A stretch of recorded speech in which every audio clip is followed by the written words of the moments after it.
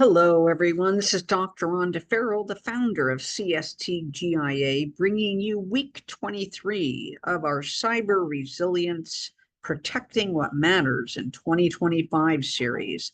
Today, we're talking about human-centric cyber leadership, turning teams into firewalls. So welcome back, cyber champions. This week, we're going beyond tools and text, and we're going human. You've probably heard this before, but people truly are the weakest link in our cybersecurity change. But here's the truth I want to offer instead. People can also become your greatest defense when they're empowered.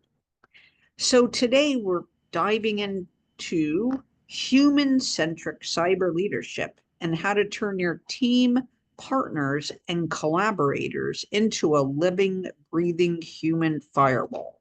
I know we've touched upon a part of this before, but really, whether you lead a remote team, a group of freelancers, a nonprofit board, or a full-scale business, your cyber culture is just as critical as your antivirus software. So why does human-centered cyber leadership matter? Let's be honest, most breaches don't happen because of ultra sophisticated hackers. They happen because someone clicked a link, reused a password, missed a warning sign, or simply didn't know that they were a target. Phishing emails, business email compromise, ransomware, social engineering, these are not just tech problems, they are people problems. And the solution, people-powered cybersecurity. The future isn't just all about firewalls. It's about fireproof mindsets and cultures. So the mindset shift is truly from compliance to culture. Traditional cyber training is often, well, very boring. It's compliance driven, checkbox heavy, and very easy to space out and ignore.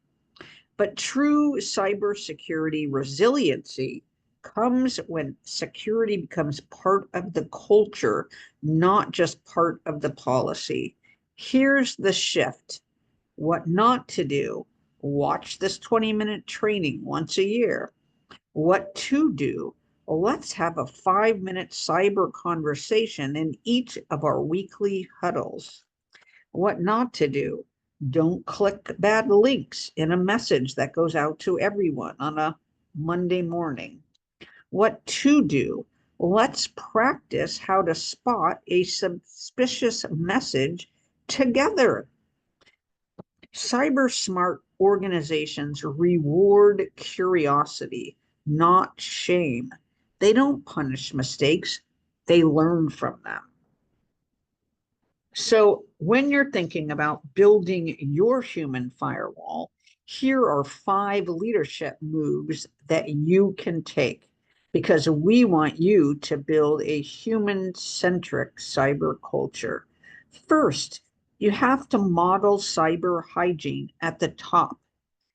You can't be using breakable passwords because if you do, then your team won't take cyber seriously either. You can't put them on stickies, you can't share them around, etc. You've got to model the behavior that you want the organization to then undertake. Can use a multi-factor authentication. Make sure your organization's software is updated. Speak about the risks early and often, and let your team see that you're doing all of these. Document it, announce it, and ask everyone else to do it too. In fact, make a challenge, a team challenge, so that you're constantly building into this, your cyber culture. Second, create psychological safety around mistakes. If someone clicks a phishing link and they're afraid to admit it, you've already lost. So build a culture where people report suspicious activity immediately without shame or fear. Make cyber conversations normal. Don't wait for Cybersecurity Awareness Month. Integrate simple reminders, quizzes, or what would you do scenarios into regular team meetings. You can say, hey, team, I got a weird email pretending to be someone to be from HR. Here's how I spotted it. Or what would you have done? Offer just-in-time micro training. Instead of an annual training fire hose, drip out small doses of education weekly. Try 3-minute videos, interactive polls, or quick Slack messages. There are many platforms that you can use to make videos and or these interesting cyber challenges for your team, or delegate that to your team as well. Let them use their creativity to help move your cyber culture forward. Lastly, turn your contractors into your partners. Do not forget your extended contractor team, your virtual assistant, your designer, your freelance web developer may all have different accesses across your operational systems.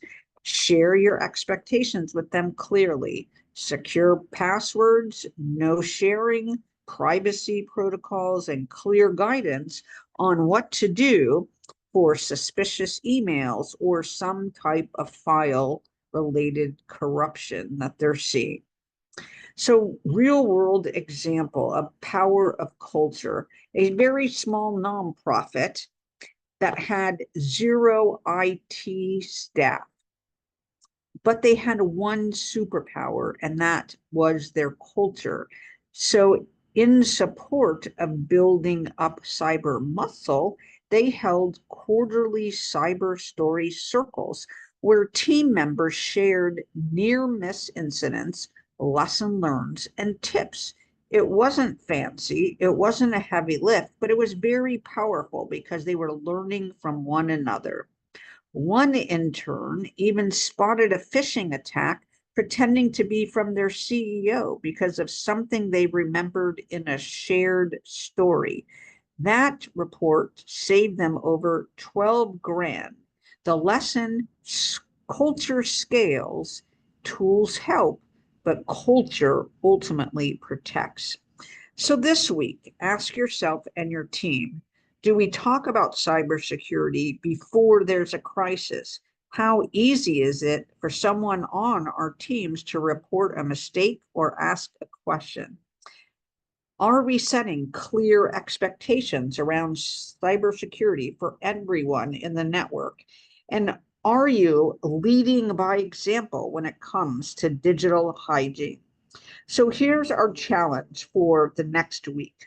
Pick one of the 5 leadership moves we've talked about today and take action.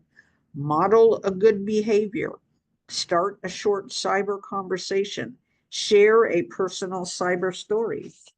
Send out a micro training link.